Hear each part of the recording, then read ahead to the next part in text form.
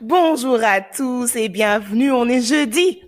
Qu'est-ce qui se passe les jeudis? Eh bien, c'est votre émission Cauchemar d'entrepreneurs. Ne bougez pas le temps qu'on remercie nos sponsors. Et bien entendu, aujourd'hui, comme toujours, on vous propose une émission avec plein d'enseignements. La délégation à l'entrepreneuriat rapide des femmes et des jeunes au Sénégal, c'est la DER. C'est eux que vous voulez contacter pour recevoir des financements, pour savoir également comment faire accompagner votre entreprise durant cette crise Covid-19. Ils ont tout plein de programmes mis en place, la DER, der.sn, sur leur site web ou encore leur page Facebook. N'hésitez pas.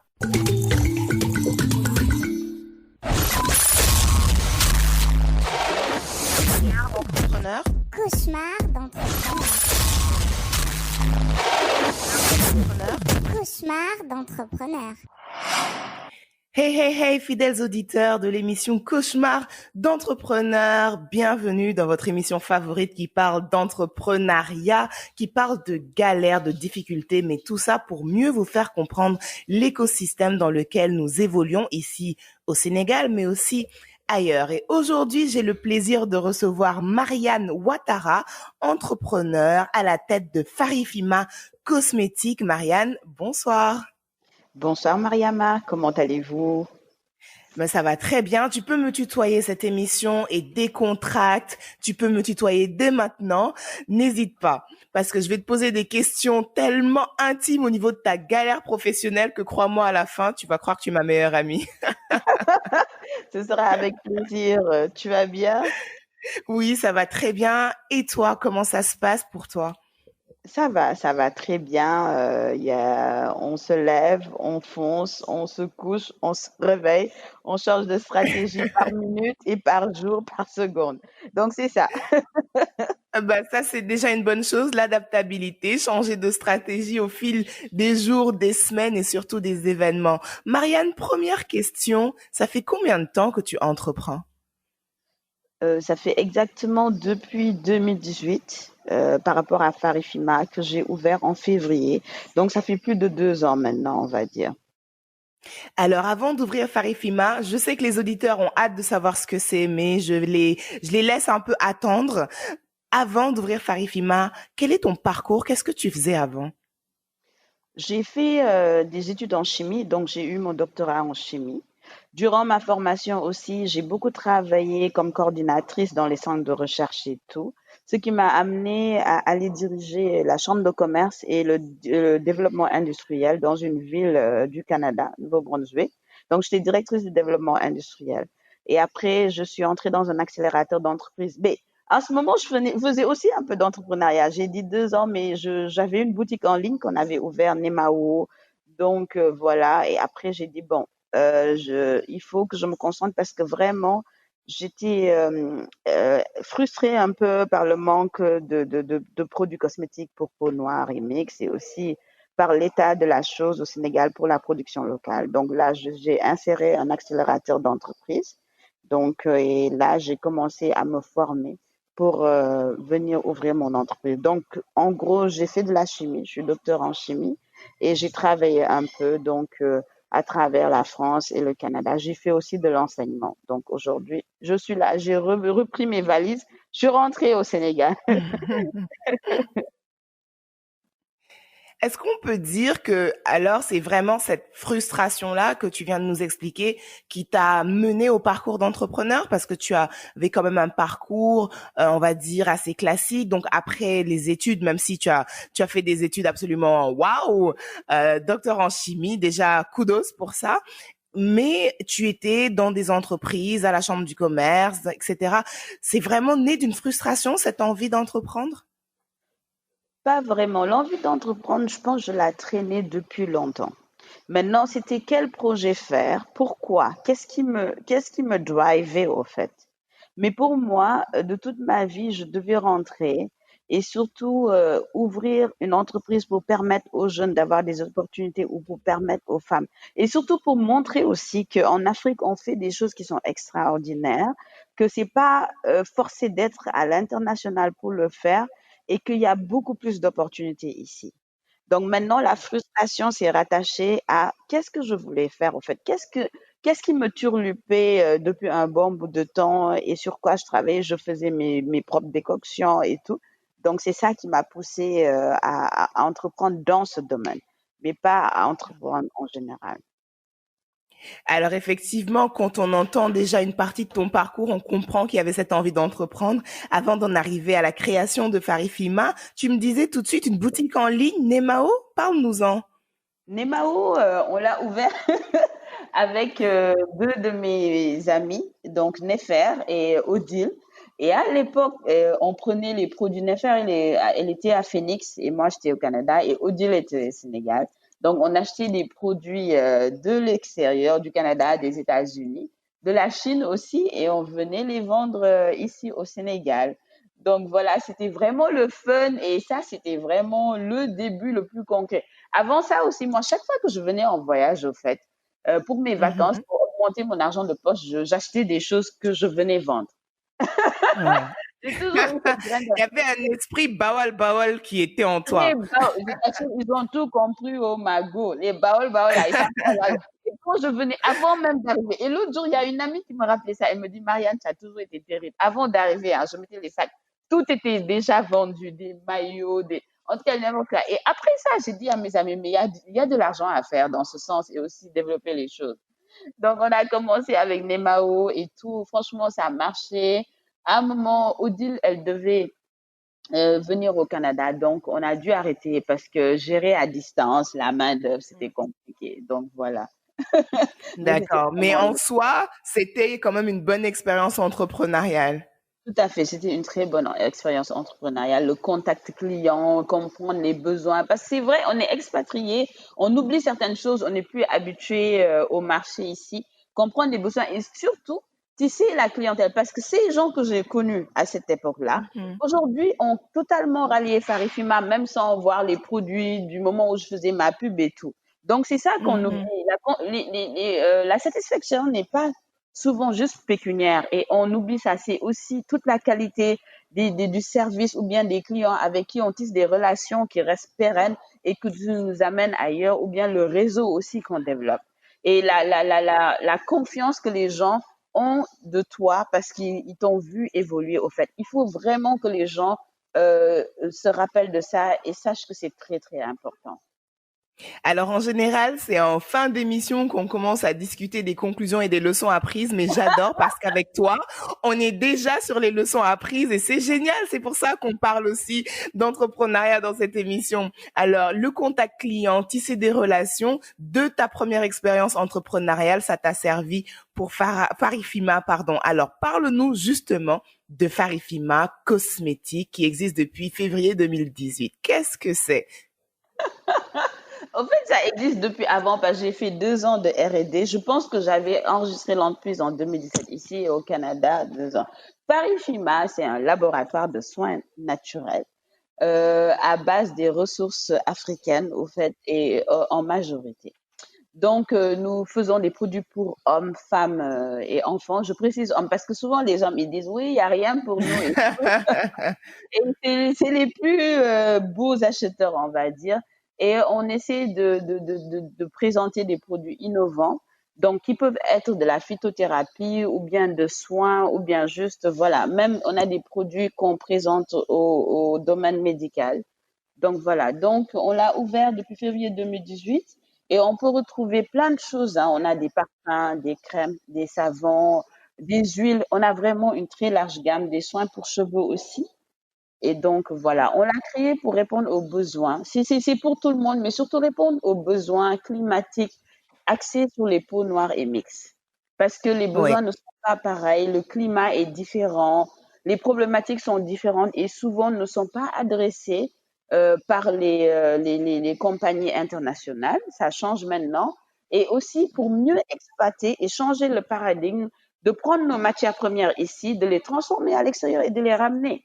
Nos grands-mamans Ouais, avaient tout des à fait. routines, de très belles choses existent ici. Déjà, il y a plein qu'on n'a pas découvert ce qu'on a découvert. Il y a tellement de matières premières qui sont top, top, top. Donc voilà, j'ai dit, bon, Marianne, prends tes bagages et retourne au Sénégal. Et là, on va faire des produits de normes internationales et on va montrer Ouais. que l'Afrique, voilà, c'est l'avenir. Alors, j'adore la vision, j'adore cette volonté que tu as eue de mettre en valeur toutes les ressources, en tout cas que tu connaissais et que tu allais découvrir via ton domaine d'expertise, à savoir la chimie, en créant ce laboratoire de produits. Alors, tu rentres au Bercail, ça faisait quelques années que tu étais au Canada. Quelles sont les premières difficultés que tu as rencontrées? Eh, je ne le redis pas. Oh my God. En tout cas, Alhamdoulilah, mais c'est pas du tout facile. Déjà, le rapport personne-personne, day to day, ça veut dire que Mhm. on est habitué à ce que les choses soient claires, ce qu'on dit, c'est fait et tout. Déjà, je me rappelle, pour ouvrir la boutique que je louais depuis juin, on l'a ouvert en février. Les ouvriers, les partenaires, Ouais. les gens, les délais et la frustration qu'on accumule parce que c'est les économies, on travaillait plus. Moi, je suis rentrée avec toute ma famille, mon mari et tout. Et après, un jour, je parlais à quelqu'un, il me dit, mais Marianne, est-ce que tu as pu ouvrir en février? J'ai dit, mais depuis juin, l'argent qui se perd. Donc, vraiment, Sept mois. voilà, 7 mois. Le premier choc, le premier choc vraiment, c'est le day-to-day, les gens qui te posent des lapins, qui prennent l'argent et ne réalisent pas ce qu'ils doivent faire, les délais, Mhm. courir derrière tout. Et ça, c'était très, très difficile. C'était difficile. Ouais. Alors j'imagine effectivement que venant d'un pays où tout est organisé, rentrer chez nous sommes dans un désordre bien organisé. J'ai tendance à dire ça. Alors on ne sait pas ce qu'on fait, mais on sait ce qu'on fait. Ça, c'est vrai. Alors, J'adore. tu nous dis que ça t'a pris à peu près 7 mois pour ouvrir ne serait-ce que cette boutique physique-là. Mais parlons d'argent, justement, Marianne. Donc, tu arrives, j'imagine, c'est quand même énormément d'argent que de vouloir ouvrir un laboratoire comme le tien, créer des produits. On va créer un espace physique. On va aussi faire du packaging, donc mettre en valeur ce qu'on va créer, recruter des employés. Cet investissement-là, ça vient de fonds propres ou tu as réussi à trouver de l'aide? Raconte-nous un peu ton aventure financière dans tout ça. Au début, on a vraiment commencé par fonds propres. C'était des fonds propres qu'on a utilisé nos économies et tout pour venir. Donc, et on y a cru, on s'est battu. À un moment, au début, on avait un pseudo-partenariat qui devait se tisser, mais à un moment, je ne le sentais pas. Et j'ai dit, non, on va stopper. Et heureusement, parce qu'après, cette structure a été dissolue. Et donc, moi, Ouais. j'avance vraiment par instinct, au fait. Donc Mhm. voilà, mais sinon, c'est vraiment totalement nos fonds propres qu'on y a mis, le angel money, les gens qui croyaient en nous, au fait, qui nous ont aidés. Il y a des personnes qui ont casqué l'argent, on va le dire, pour nous accompagner aussi. Mais c'était pas des institutions. C'est venu bien Ouais. après que des institutions ont commencé à croire en nous. Et je m'estime chanceuse hein, parce que j'ai eu un accompagnement de plusieurs institutions. Parce que moi, je fracasse les portes. Les difficultés sont là, je lâche pas. Je le dis toujours aux gens, je lâche pas parce que entreprendre en Afrique, c'est violent, hein, Mariama, c'est très violent. Ouais. Tu le ressens. C'est vrai. C'est C'est vrai. pas petit boucan, c'est grand boucan. Franchement, Ouais. et si tu ne tiens pas, voilà, c'est pas parce que ce que tu fais ne marche pas, mais c'est tout un tas de choses qui s'accumulent et après, ça va à la dérive. Donc ensuite, on a eu un accompagnement de la DER, on a eu un accompagnement de Teranga Capital que je remercie, on a eu un accompagnement aussi de Fondation Sokosim. Donc voilà, franchement, et les gens croient en nous. Donc, on espère que ça va continuer et ça va aller de mieux en mieux, en fait, Inch'Allah. Inch'Allah, ça ira parce que tu as déjà cette volonté-là, comme tu dis, de fracasser des portes. Et ça, c'est la deuxième leçon qu'on a déjà dans notre émission, c'est qu'il faut avoir le mental pour entreprendre, notamment dans un pays comme le nôtre, dans des écosystèmes où tout n'est pas encore totalement régulé, surtout dans un domaine assez innovant comme le tien.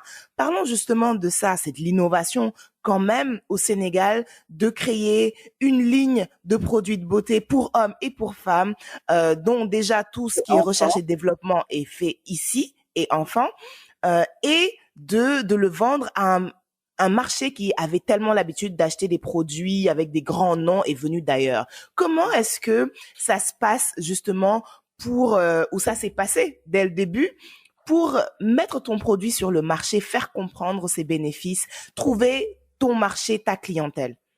Mhm. C'est ce que je dis. Déjà, les gens ont accueilli. Faut pas minimiser l'impact des liens qu'on tisse sur les réseaux sociaux. Comme je l'avais dit, avec Nemao, j'avais tissé une communauté. Et même au début de mon projet de Farifima, j'avais intégré des gens. L'étude de marché, je l'avais fait online, évidemment. J'étais pas au Sénégal.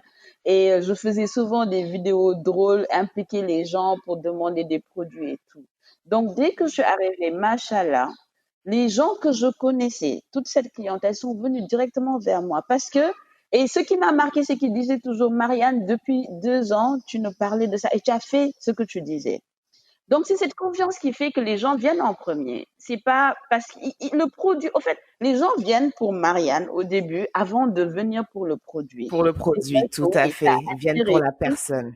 Exactement. Et c'est comme ça, de fil en aiguille, après avec des pubs, avec l'utilisation, les retours clients et aussi le service client. Faut pas le minimiser. En Afrique, on a tendance à croire que oui, les clients nous doivent des choses. Non, ils ne doivent rien. Ils ont leur argent. C'est pas parce que c'est Marianne Farifima, c'est pas parce que je suis docteur en chimie, c'est pas parce que j'ai un labo. Non. Si les gens n'ont pas de service, ils vont pas rester. Et je pense que c'est Ouais, l'une des choses qui fait que les gens, tout le temps, ils disent, Marianne, ton service client, il est hors pair. Ton service client, il est ouais. hors pair. Vraiment, on est là pour les gens et je forme toute mon équipe à ça. C'est important. Et donc, grâce à ça, les gens nous réfèrent d'autres personnes et tout. Et tranquillement, les gens utilisent nos produits, ils se rendent compte que ça marche et tout. Mhm. Donc, on a de très rares exceptions où on a des retours négatifs. Et lorsqu'on a ça, on suit parce qu'on a un suivi client, on continue à suivre la clientèle. Et les gens adorent ça parce que c'est psychologique, hein, Mariama. Tout L'affaire de à la fait. beauté, c'est très psychologique. Déjà, les gens, quand ils viennent dans ta boutique, ils viennent avec un poids, avec un stress de tous les jours. Le fait du jour, Mhm. déjà, quand on appelle chez moi ou quand quelqu'un rentre, on dit bonjour, comment pouvons-nous rendre votre journée plus éclatante? Tout le temps, les gens, ils sourient. Ils disent, oui, ma Bah, il y journée. a de quoi, tout C'est de ça, suite. exactement. Parce qu'on a nos soucis, on a nos choses et voilà, on vient. Quelquefois, les gens, ils viennent, ils croient qu'ils ont plus de problèmes. Ils disent, oui, j'ai des boutons. Tu vois, la personne, elle a un seul bouton. Je lui dis, mais tu n'as pas de bouton. Donc, j'essaie de Ouais. diagnostiquer qu'est-ce qui est Rassurer. exactement. Donc, rassurer, être à l'écoute. Je reçois plein de messages des clients, mais ça me fait super plaisir, ce côté-là. C'est pas juste pour vendre, en fait. C'est une histoire qu'on raconte et qu'on raconte avec nos clients parce je suis rentrée parce que je me disais toujours en Afrique, les matières premières, ma grand-mère, elle utilisait le karité pour vivre, pour faire manger ses enfants, pour les habiller. Elle vendait son karité au marché. Et malheureusement, la majorité des femmes en Afrique, nous, on est peu représentatifs, utilisent ces matières premières, arachides, cacao, pour vivre. Mais après, elles n'ont pas le retour de ce qu'elles font. Donc, Ouais. je dis non, il faut que ça change. Il faut que nous-mêmes nous les exploitons, nous leur donnons de bons prix et tout, parce qu'après les Occidentaux l'achètent. C'est pas mal, hein, ça ramène de l'argent, mais transformé, nous, on rachète au prix coûtant. Comme tu dis, les produits viennent de Tout à fait. l'extérieur, on achète. Et le marché des cosmétiques en Afrique, c'est 7 000 milliards de francs CFA. Aujourd'hui, Sept L'Oréal mille vend milliards de 7 francs 000 CFA milliards en de francs Afrique pour le CFA marché des cosmétiques. le marché des cosmétiques. L'Oréal veut en faire son premier marché mondial. On ne se rend pas compte. Et c'est un marché Non, essentiellement on préfère Parifima. non, mais c'est ça. Et c'est Procter et Gamble, L'Oréal, c'est les grands Hmm. acteurs qui sont en train d'être, voilà, à la Disputer ce tête nouveau marché. du marché avec, imagine, 30% de croissance. Il n'y a aucun marché qui existe. Même la cosmétique normale, elle est entre 4 et 10%. C'est 30% de croissance. Ouais. C'est énorme. C'est énorme. C'est C'est énorme. énorme. C'est énorme. Et les gens Alors, ne ton sont positionnement, il tombe à pic. oui, mais les gens ne se rendent pas compte. Quand tu dis cosmétique, eux, ils croient que le produit est arrivé là. Genre. Ouais. Donc, c'est beaucoup de travail. beaucoup de travail. C'est énormément de travail et justement, j'avais envie de te poser la question au niveau de ton travail quotidien, comment ça fonctionne? Déjà, tu as une équipe de combien de personnes entre le laboratoire et la boutique? Est-ce qu'on est dans le même espace physique? Et au quotidien, quels sont les défis, quels sont tes challenges au niveau du développement de tes nouveaux produits? Est-ce que c'est de dénicher justement ces recettes de grand-mère? Est-ce que c'est d'aller chercher les produits? Est-ce que c'est le test chimique? Déjà, qui sont tes cobayes? Comment ça se passe pour tester tout ça? Raconte-moi un peu au quotidien ton travail d'entrepreneur dans ton laboratoire, dans ta boutique. En fait, on est 8, je pense, au day-to-day, au quotidien. On a le labo où il y a 5 et boutique 3 ou un peu plus, je sais, 3 ou 4. Voilà, dépendamment voilà, du turnover. Maintenant, les formules, bon, heureusement, alhamdoulilah, grâce à ma chimie, en fait, la force que j'ai, c'est que, par exemple, quelqu'un va prendre l'huile de bissap, baobab mélangée, parce que voilà, le fini. Mais moi, je connais les molécules qui sont dedans. Donc, quand je sors les Mhm. formules, par exemple, quand je veux faire un gommage au gombo et au rassoul, je sais ce que je peux apporter à la peau. Quelle est la molécule qui va réagir à cet instant? Parce que les huiles ont plusieurs propriétés, ce qui est un miracle. Donc, qu'est-ce que je vais prendre par rapport à ce produit? Comment le faire? Est-ce que je dois chauffer? Non. Est-ce que je dois le faire à froid? Est-ce que je dois le lier à une autre huile ou un autre beurre pour pouvoir mettre en exergue cette faculté que je veux?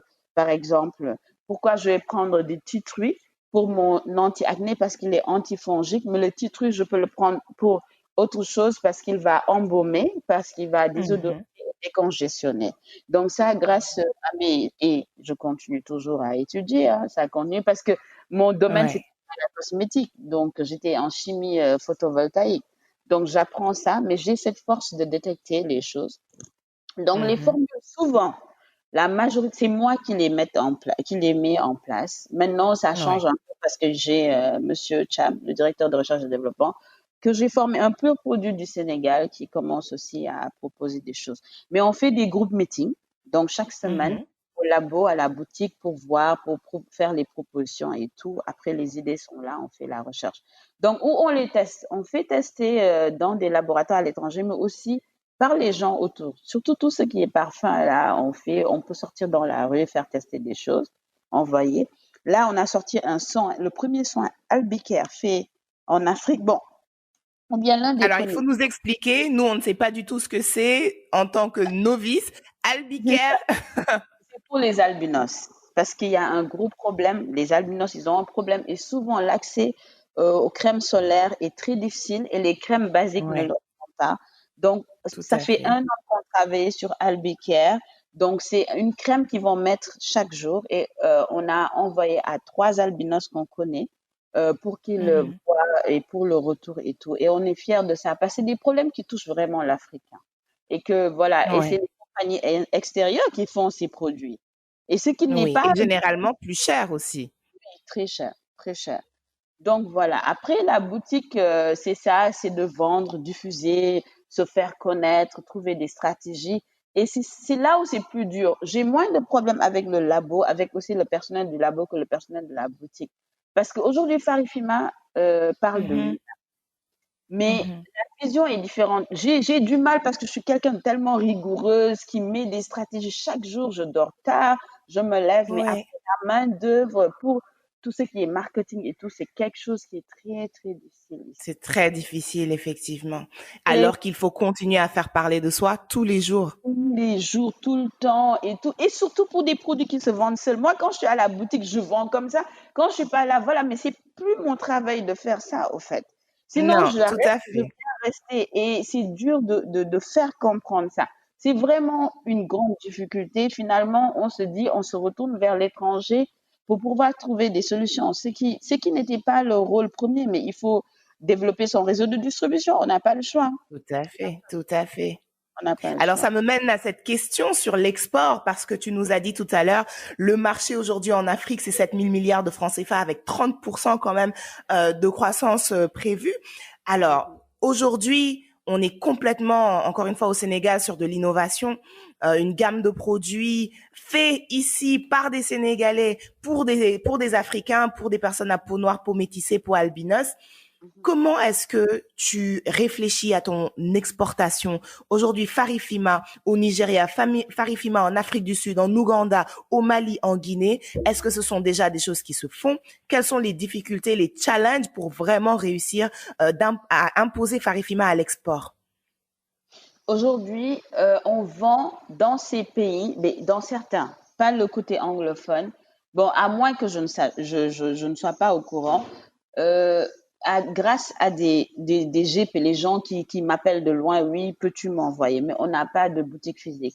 Moi, je me suis dit, les gens toujours me disent, oui, ouvre ici, mais j'ai dit, tant que mon organisation interne n'est pas stable et claire, je ne veux pas ouvrir ailleurs. Parce qu'on peut ouvrir plusieurs succursales, mais il faut gérer toutes ces succursales-là aussi, hein. Absolument, Donc, et absolument. aujourd'hui, il y a une chose aussi qu'on minimise, il y a le digital.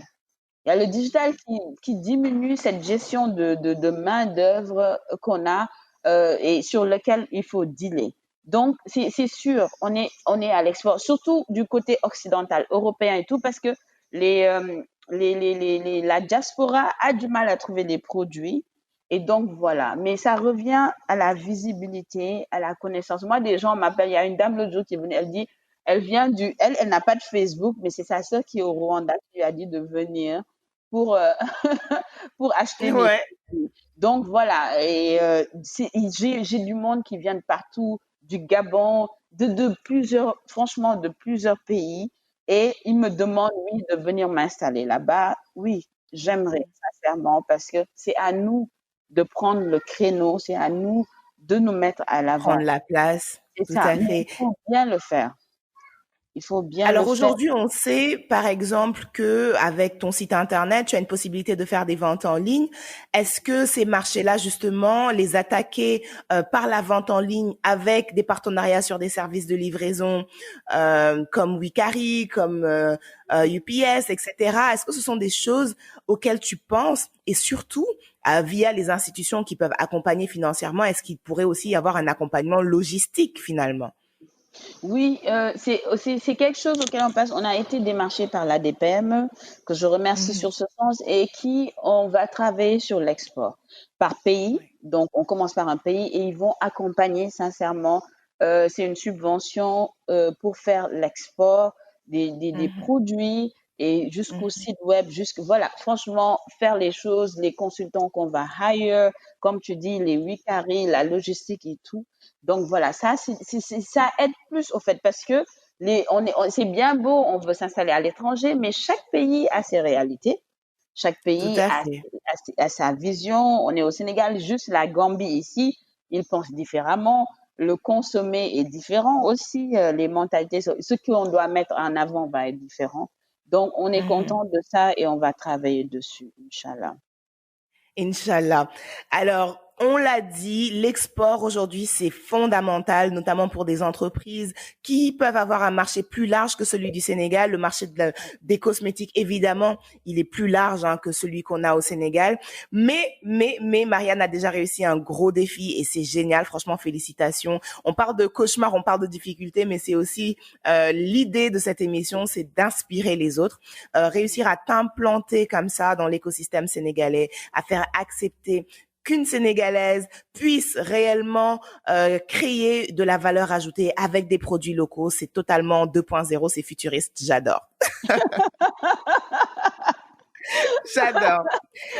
Alors on va parler Marianne maintenant du Covid. Non, maintenant ils ont dit qu'il faut dire de la Covid, mais je De la m'habitue pas. COVID, On ils va vont parler de féminiser la cette Covid. affaire-là. On n'est pas Ah, d'accord.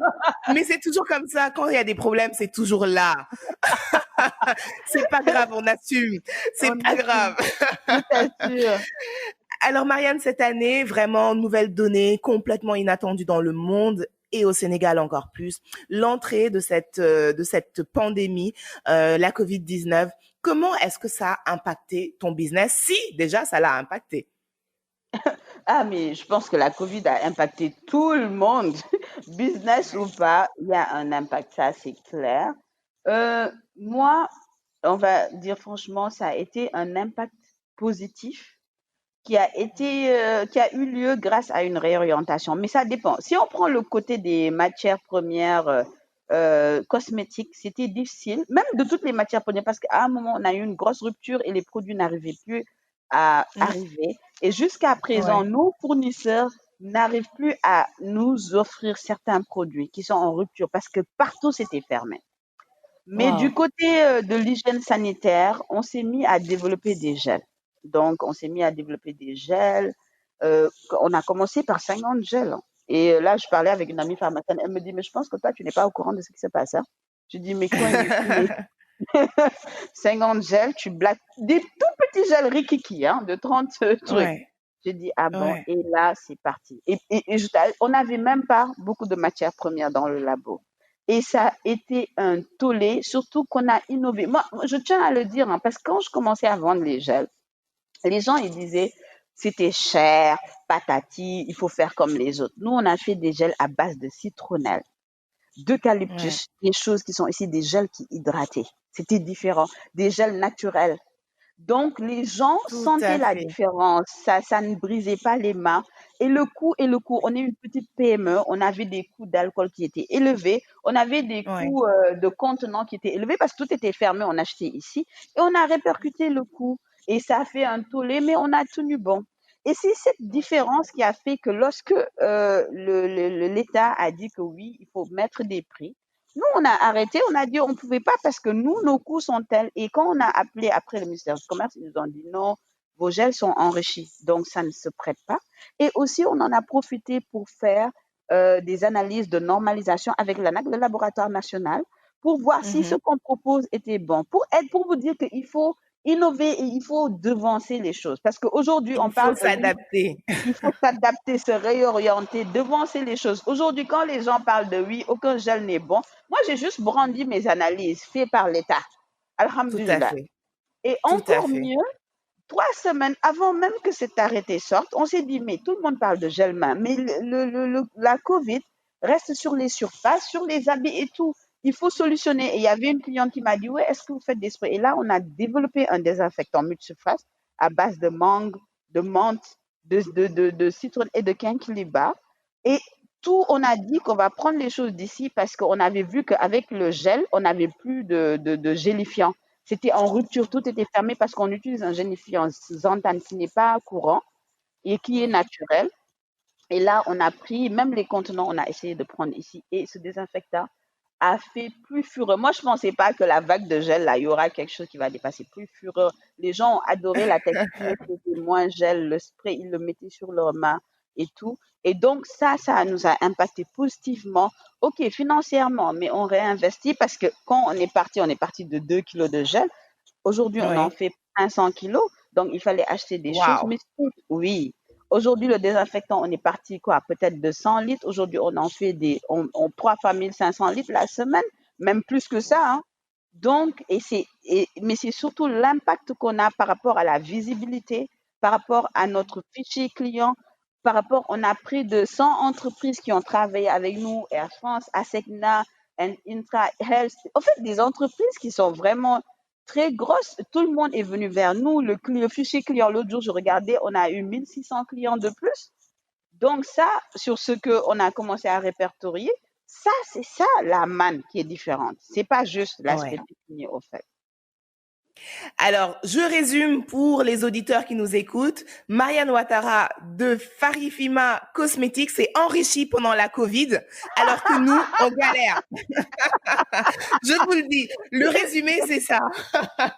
Non, mais en tout cas, ça montre clairement, effectivement, comme tu le disais, qu'il faut savoir devancer les choses et surtout ne pas baisser les bras juste parce qu'il y a une situation, voir comment on peut créer une opportunité. Et souvent, on a eu des entrepreneurs ici qui ont été impactés négativement, comme on en a eu aussi qui ont su saisir une opportunité créée par une situation malheureuse, mais à travers laquelle il y avait quand même des choses à faire, des défis à relever. Et je pense que c'est ce que tu et ton équipe, c'est ce que vous avez réussi à faire et Mhm. vous continuez de faire. Ça vous a permis, oui, il y avait un manque à gagner de l'autre côté. Il y avait un investissement clairement à refaire pour pouvoir produire plus, produire mieux. Mais il y a aussi un retour sur investissement qui n'est pas que financier, qui est aussi dans l'enrichissement de votre base de données clientèle.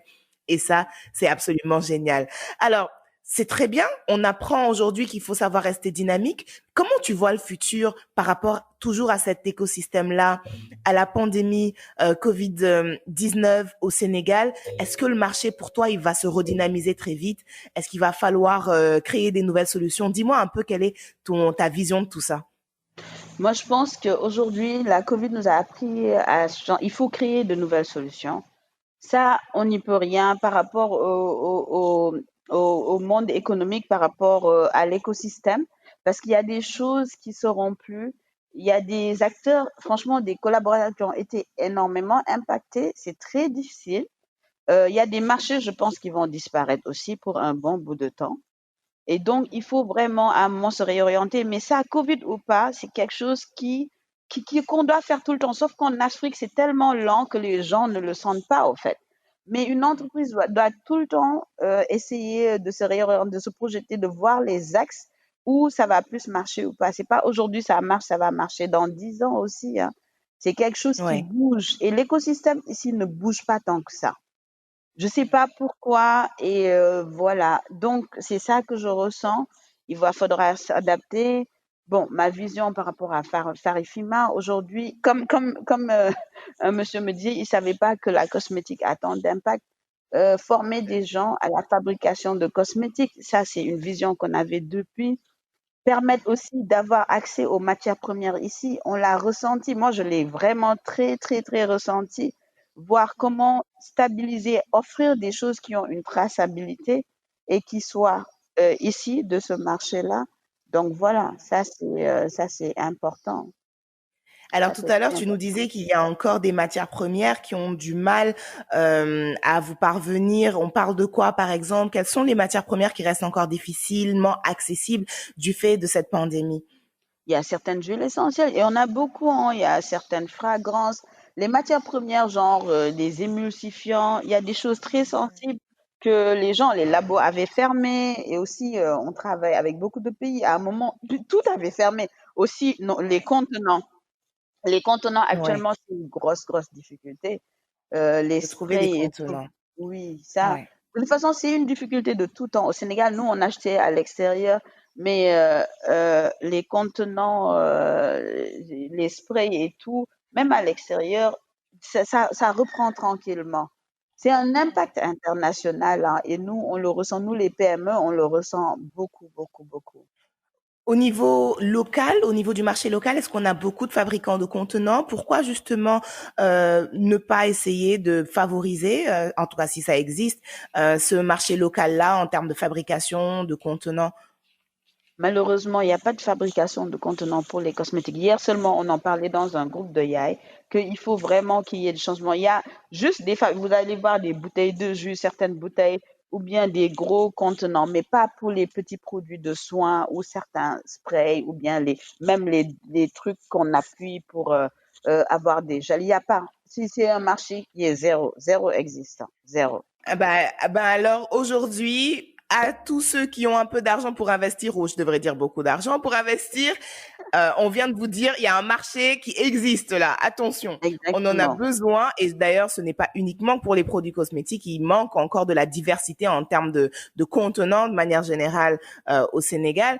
N'hésitez pas, si vous avez envie de créer des entreprises, des usines, parce qu'il faut le dire, il faut industrialiser tout ça. Il y a des institutions qui sont là pour accompagner. Je pense à la DER, entre autres. N'hésitez pas, commencez à étudier le marché, business plan, etc. parce qu'on en a besoin. Et si demain les frontières doivent à nouveau être fermées comme elles l'ont été, ça peut être important de se recentrer, d'avoir tout chez nous, n'est-ce pas? C'est ça. Mais ça a été la fierté de cette Covid. On a vu les gens ont trouvé des solutions, se sont développés, des acteurs ont accompagné. Franchement, on doit être fier de l'Afrique. C'est clair qu'il a fallu ça pour que les gens comprennent et que les gens fassent confiance aussi à ce qui se Mhm. fait ici. Mais ça a été vraiment une fierté parce que tout le monde s'est concentré sur soi-même et on n'avait pas le choix. On n'avait pas le choix. Donc, c'est des choses à mettre en place.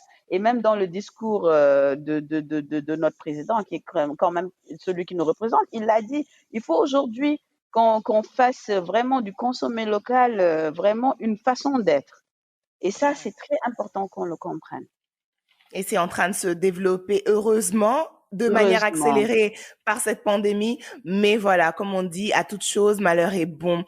Marianne, une question que je ne t'ai pas posée, c'est sur l'impact psychologique de tout ça.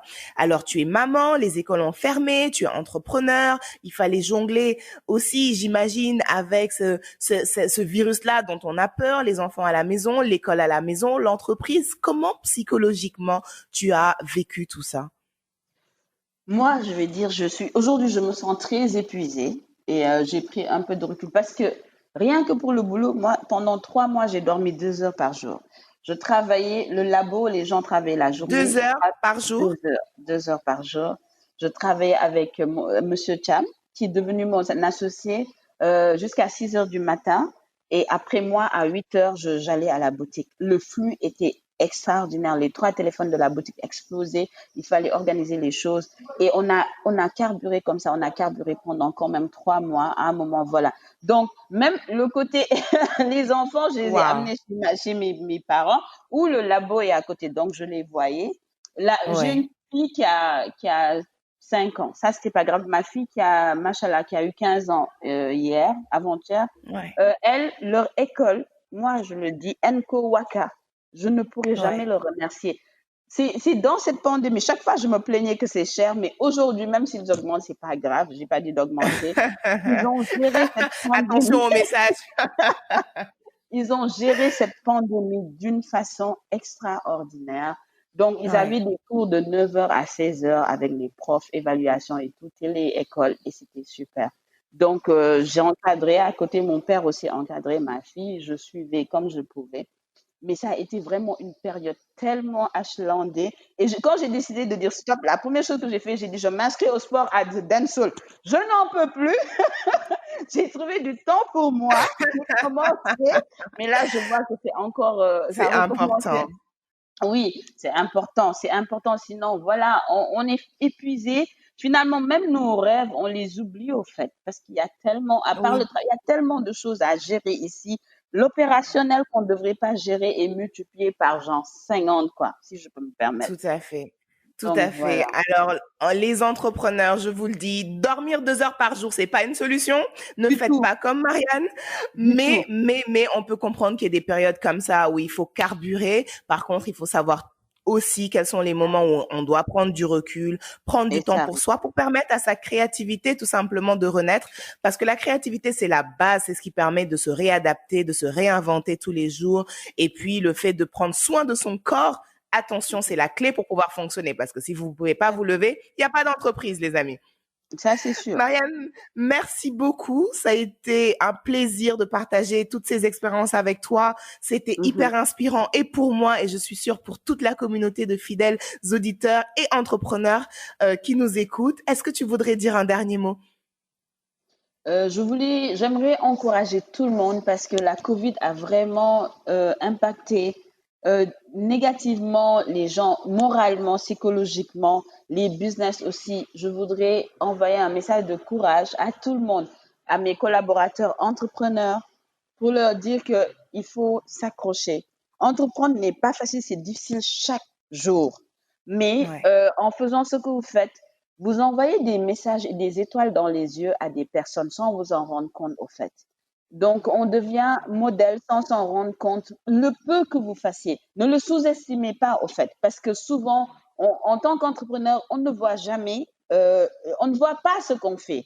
On est toujours dans le négatif et tout, parce que voilà, il y a des difficultés, l'argent n'entre pas, l'argent, on a du mal, mais courage, on croit en vous et vous êtes extraordinaire. Moi, les innovations, les choses qui se font, chaque fois je découvre les gens, vous êtes extraordinaire et je voudrais vous dire, keep it up, continuez, ne lâchez pas. Quelles que soient les difficultés, rien ne s'est construit en un seul jour. Que ce soit Uber, si Bill Gates, tout le monde vous parle de leur parcours. Youssou N'Dour est là.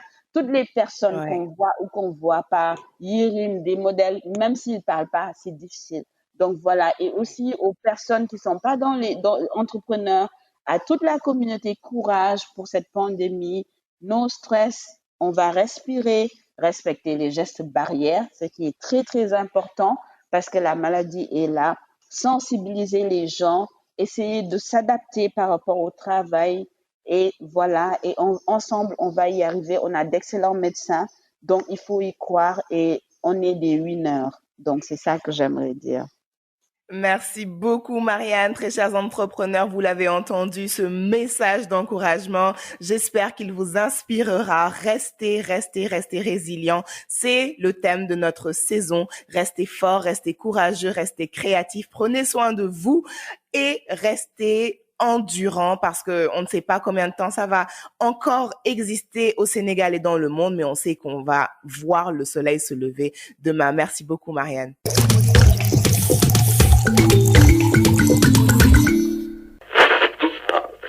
Hey, ne zappez pas, on revient tout de suite.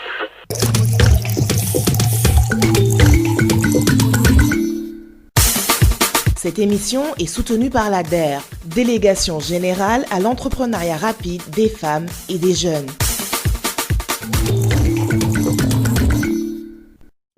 Les astuces de l'expert. Alors, chaque semaine, dans la rubrique des astuces de l'expert, vous le savez, je reçois un expert secteur pour discuter des challenges de son environnement, de son secteur, mais aussi et surtout vous donner les outils pour rester résilient, les astuces. Et aujourd'hui, je suis avec Tierno Saho, qui est expert numérique et innovation à la DER, Délégation à l'entrepreneuriat rapide des femmes et des jeunes. Tierno, bonsoir. Bonsoir, Mariama. Alors, Tierno, on a énormément entendu parler du digital, d'Internet et d'économie numérique durant cette pandémie Covid-19. C'était absolument incontournable de connaître l'outil Internet pour rester résilient. Oui, très clairement, le digital a eu à occuper et occupe aujourd'hui un rôle beaucoup plus important durant cette phase j'ai presque envie de dire, de relance ou de résilience qu'avant la pandémie. Pourquoi? Parce que le constat qui a été fait, c'est que toutes les entreprises qui sont digital natives, qui ont le digital dans leur ADN, ont été parmi les plus résilientes et ont même pu connaître un certain niveau de croissance. Donc aujourd'hui, le Sénégal, comme dans d'autres pays, que ce soit les autorités publiques, que ce soit des parties prenantes, que ce soit les sociétés privées, que ce soit les grandes entreprises, ils ont tous engagé cette transformation digitale pour pouvoir être résilients et pouvoir faire face à cette crise multiforme et qui commence à durer.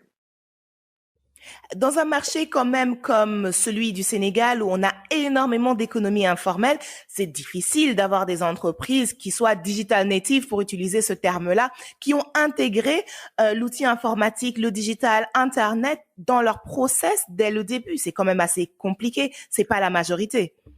Pourtant pas, pourtant pas. On est agréablement surpris de voir comment l'utilisation des réseaux sociaux, de WhatsApp et autres s'est démultipliée auprès de cette cible qu'on appelle informelle pour accélérer leur circuit de commercialisation. Je donne un exemple d'un atelier de couture que je connais qui aujourd'hui, à travers l'outil de WhatsApp, est capable de vendre jusqu'en Côte d'Ivoire, jusque dans d'autres pays, en utilisant le digital lors de cette période de la pandémie du Covid. Donc très clairement, de plus en plus, il y a cette facilité, on va dire, au moins en passant par les réseaux sociaux, à pouvoir, on va dire, accepter et pouvoir apprivoiser le digital. Après, il y a d'autres aspects du digital sur lesquels il va falloir un certain travail, mais de plus en plus, ça devient quelque chose de naturel chez nos entrepreneurs, même du monde informel.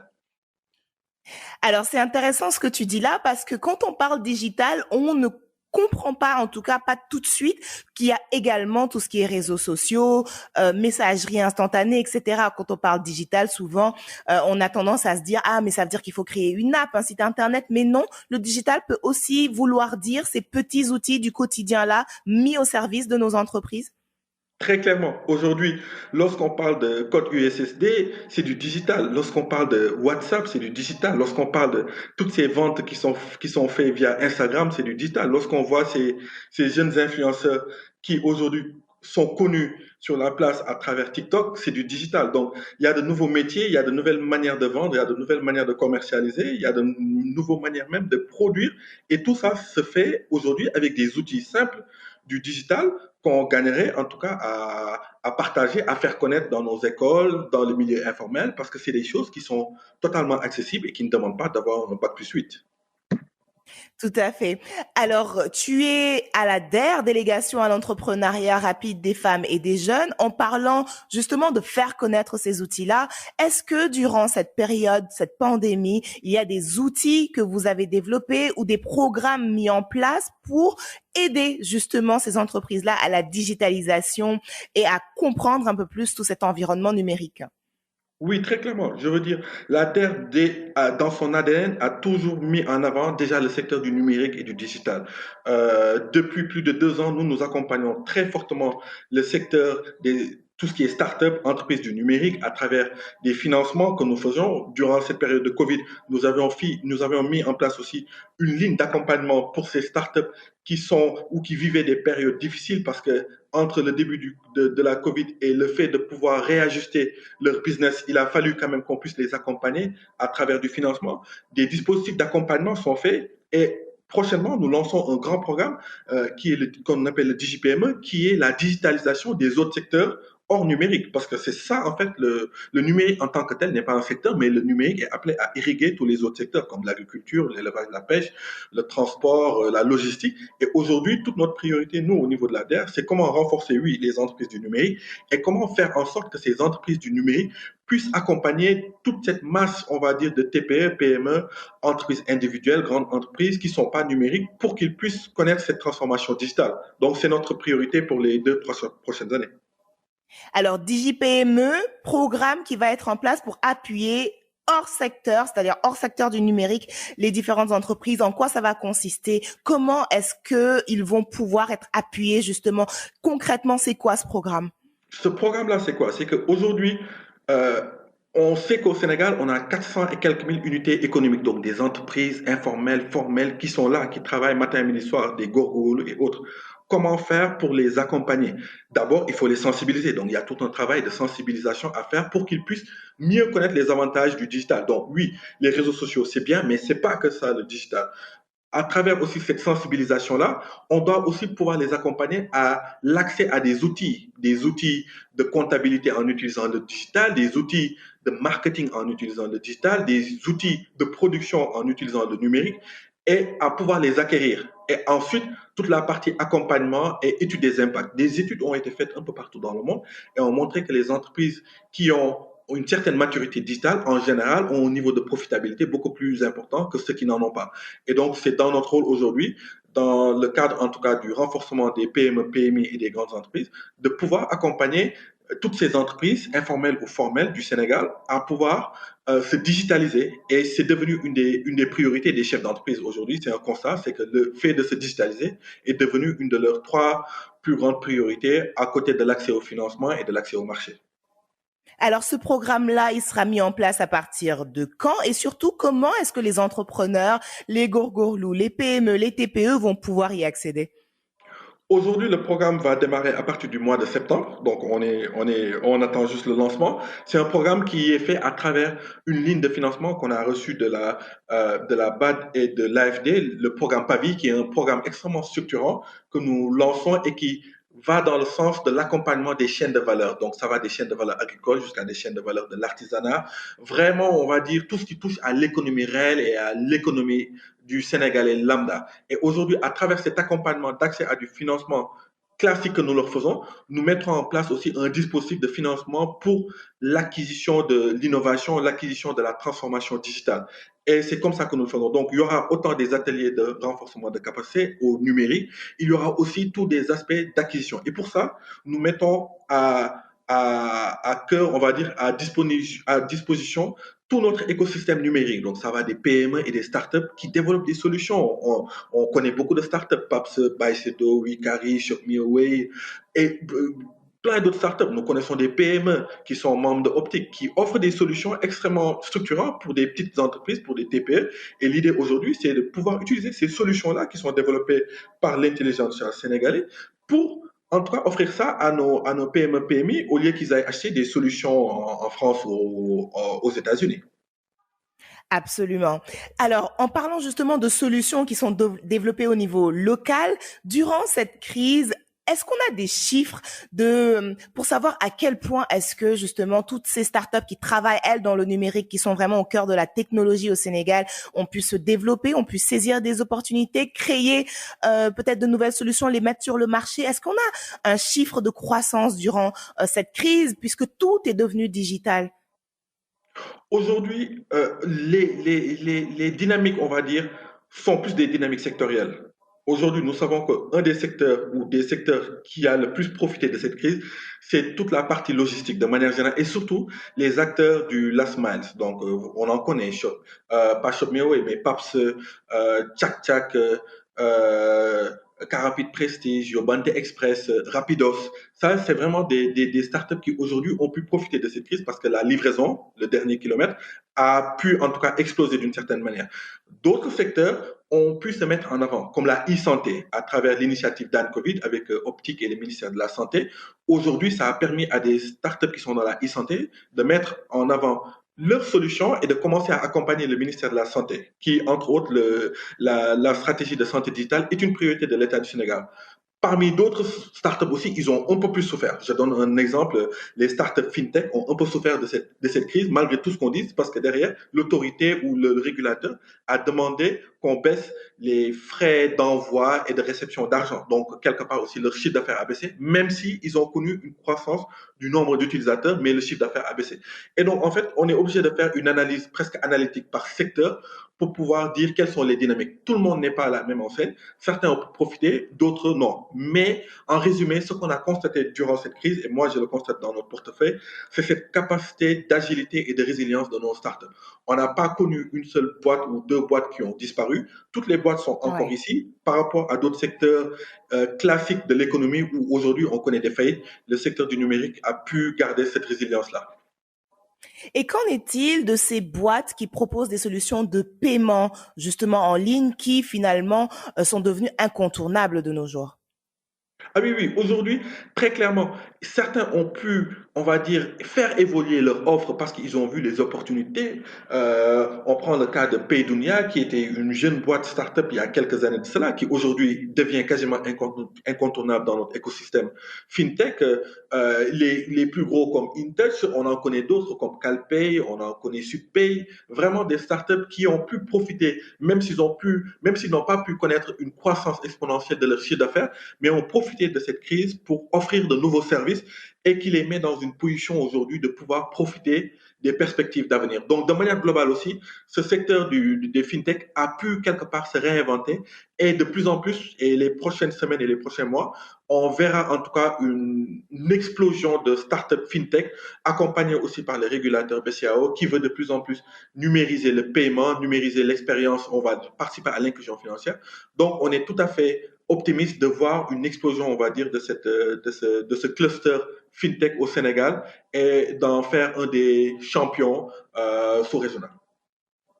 Alors c'est intéressant justement parce qu'il y a des leçons à tirer. Ça me permet d'aller vers ma dernière question. En tant qu'expert justement de ce secteur-là et au vu de tout ce que tu observes via justement ton travail, quels seraient les conseils vraiment que tu donnerais aux entrepreneurs qui ne sont pas encore dans le digital ou qui commencent à peine? Si tu devais donner 2, 3 conseils de manière très concrète aujourd'hui, au vu de ton expertise, qu'est-ce que ce serait? Premièrement, c'est aujourd'hui, il faut construire une entreprise en y incluant une dose de digital. Ça, c'est devenu une exigence. Je veux dire, que ça soit le commerçant, que ça soit l'industriel, à travers l'utilisation des objets connectés, le digital ou le numérique devient un accélérateur de croissance et un optimiseur, on va dire, des postes de coût. Donc ça, c'est le premier élément. Le deuxième élément, c'est pour nos startups ou tous ces jeunes qui veulent se lancer dans l'entrepreneuriat, la leçon aussi qu'on a appris, c'est apprenez à gérer votre argent. Apprenez à gérer votre argent. Il y en a certains, ils ont été dans une phase d'euphorie d'une certaine manière, mais cette crise nous a rappelé l'importance de gérer sa trésorerie. Donc aujourd'hui, chaque franc compte et il faut vraiment pouvoir gérer ses sous à la centime près parce qu'une crise peut se répéter, les difficultés sont là, les délais de paiement sont de plus en plus longs et donc il faut vraiment gérer sa trésorerie. Ça, c'est un des éléments les plus importants. Et le dernier élément, c'est aujourd'hui plus que jamais, n'hésitez pas à vous faire accompagner par des structures qui sont là pour ça, par des cabinets qui sont là pour ça. Il y a la DER, il y a l'ADPME, il y a des structures privées. Vous n'êtes pas fort dans tout, n'hésitez pas à vous faire accompagner. Merci beaucoup, Tcherno Saho, d'avoir été dans la rubrique Les astuces de l'expert. Je rappelle que tu es expert technologie numérique, innovation aussi. Innovation, ça aussi, c'est super important au sein de la DER, délégation à l'entrepreneuriat rapide des femmes et des jeunes. Un dernier mot? Le mot que j'ai l'habitude de dire dans mes phrases, keep going, donc continuons à nous battre et puis ça va le faire. Merci beaucoup. Les astuces de l'expert. Merci, très chers auditeurs, d'avoir été à l'écoute de votre émission Cauchemar d'entrepreneur. Je vous rappelle que vous pouvez nous retrouver sur les réseaux sociaux. Cauchemar d'entrepreneur, l'émission, c'est ce qu'il faut taper pour nous retrouver. Premier événement, 19 septembre. Restez à l'écoute. Allez sur le groupe Facebook SOS Entrepreneur pour rejoindre notre communauté et pour être au courant de toutes nos activités. À bientôt.